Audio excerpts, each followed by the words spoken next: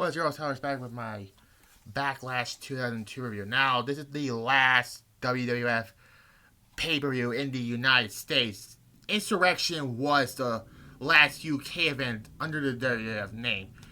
But when the DVD was released in 2002, it was WWE Backlash. But for what we tell, this is still under the WWF name because you can't see that. It says WWF on the what you may call it. I forgot what the label underneath it. They put it. It still says WWF on there, so they still kept the WWF name underneath the DVD. That is, but it's WWE Backlash. But we're calling it. We're still gonna renounce this as WWF Backlash, basically. Like I said before, this is the final WWF pay-per-view in the United States, basically. April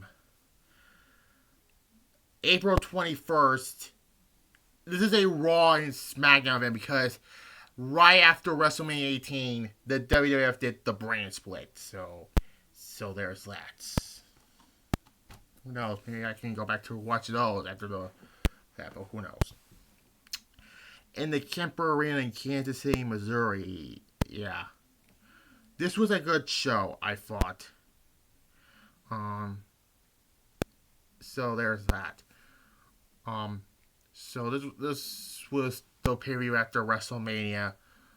And like I said, the last WWF pay-per-view in the United States. Insurrection was the last one to be in the UK. Because right after they did the name change, because the World Life Fund, whatever it is. So there's that. But one thing I didn't like about in the early days of the brand split, they still have one world and one tag titles. And the women's championship was just Raw exclusive. So, and this, I mean, not like now. They still kept the world and tag titles unified. Which they should split the fucking belts up. Hopefully by the draft they do. Fingers crossed. Anyways. So let's get on to it. And another thing I did not like, some of these are SmackDown matches, the others are Raw matches. They still have Jim Ross and Jerry Lawler doing the whole night. I think, yes, SummerSlam 2002 was when Raw and SmackDown commentators commentated their brand exclusive matches. Like I said before, the early days of the brand split was weird. But anyways, first match is for the WWF Cruiserweight Championship. This was still the WCW Cruiserweight Championship because they didn't have the new design yet. And like I said, that was right after the name change. Tajiri defeats Billy Kidman to win the Cruiserweight Championship. Like I said, they still kept the WCW Cruiserweight title on there.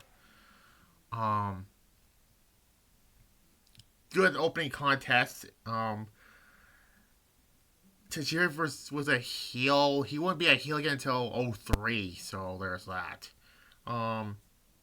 I give it a 7.5. It's probably one of the weaker Cruiserweight Championship matches on pay-per-view. So there's that. Anyways, then we get Scott Hall defeating Bradshaw in a bad match. This was right after the APA split up because Bradshaw went to Raw and Farouk went to SmackDown. Why couldn't they just have both APA members on the same brand? Let's just not be minded of that the Dudley Boys got split up also during the draft, which was stupid.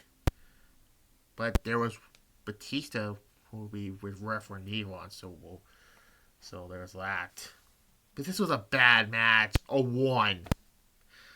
By the way, the NWO was no longer have Hogan on there. And Nash was kayfabe suspended because he was still injured. And then later in the summer, Kevin Nash tore his quad, and there's that. He will return until in the spring of 03, basically. And the NWO was a flop in the WWF. But regardless, the NWO is in the WWE Hall of Fame, the group is, so what do I know? Yeah. And then we get for the Women's Championship. Jazz defeats Trish Stratus by submission to retain the belt. This was mostly just Molly beating out Trish at the beginning, and then the match happened, and yeah. I think the 2003 Backlash the year later was better than this match, but yeah. 5. So there's that. Anyways, then we get the in-ring debut of Brock Lesnar, who made his debut the night after WrestleMania. And you can tell he's going to be the next big thing, because he destroyed Jeff Hardy, basically. Yeah. And, he won King of the Ring in June, and won the WWE Championship at SummerSlam against The Rock. And, yeah, a rookie year right there. Where this was when the change of the guard begins, with him, John Cena, Batista, and Randy Orton came in, basically. And yeah, mostly this was just a showcase Brock Lesnar match, and I give it a 6 because of the domination, basically. I think it was right after this next match, I believe. Anyways, Kurt Angle defeats Edge in the best match on the night, 8 out of 10. This was during the whole... No, this was not that... This was 1 month before the hair versus hair match at Judgment Day. Probably we'll review that soon, so there's that. Kurt Angle, was embarrassed by Edge. They did the whole... the pictures they get in the back, it says, "You suck." It's true, and basically they reenact that last summer when Edge got him again. Edge is a troll when him and Kurt. Best match of the night, 8 out of 10. Now, before this next match, Chris Jericho came out, who said he may have been at WrestleMania and he was not on the card, which, yeah, that's kind of fucked up. Really, Jericho was the undisputed champion to not competing on this show? I don't get that. Literally, I don't get that.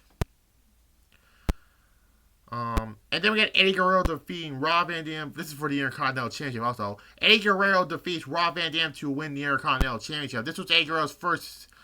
This was when he came back after leaving in 2001, before the Invasion angle. And, he made a big comeback, he was on Raw, which, in the summer he went to SmackDown, which suited him better, and wins the WWE Championship. A moment right there. This was another great match. 7.5 out of 10. Second best match of the night. There's that. So, basically, yeah. And then we get a number 1 contenders match for the WWF Championship with Ric Flair as the special guest referee, because Ric Flair owns Raw and Vince McMahon owns SmackDown. #Fire Vince, by the way. So, there's that. The Undertaker defeats Stone Cold Steve Austin. This is their last time they face off in the ring, by the way. This was a little slow, but it was okay. This is probably one of their weaker matches. The best part about it was a fan said, "You suck, Undertaker," and the Undertaker, "Your mother sucks." That's always funny when the wrestlers, reply to the fans. Say that, when Survivor Series 2009, when some fans tell Chris Jericho, go back to Winnipeg, or go back to Toronto, and Chris Jericho says, "I'm from Winnipeg, you idiot!" Or Extreme Rules 2010, where a girl says, "I hate you, Batista," and Batista goes, "I hate you too." That's funny to me. And this is apparently against the Stone Cold Ric Flair feud, and oh god, Stone Cold. Like I said before, he was the prior year was the WWF champion. They had a weird program with Scott Hall, lose this match, and then after Judgment, he walked away. He walked out, basically. Yeah.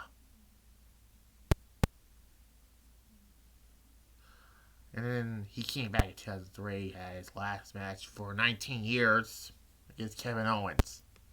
You know, WrestleMania 19 against The Rock. Had another match for 19 years against Kevin Owens at WrestleMania 38. 6.5, it was okay. And then we get worst match of the night for the WWF Tag Team Championships. Billy and Chuck defeats the random team of Maven and Al Snow. I'm not going to say this, 0. And then we get the main event for the WWF Undisputed Championship. I don't know why I said Undisputed or whatever. Hollywood Hulk Hogan defeats Triple H to win the WWF Championship. This was okay also. Another 6 out of 10.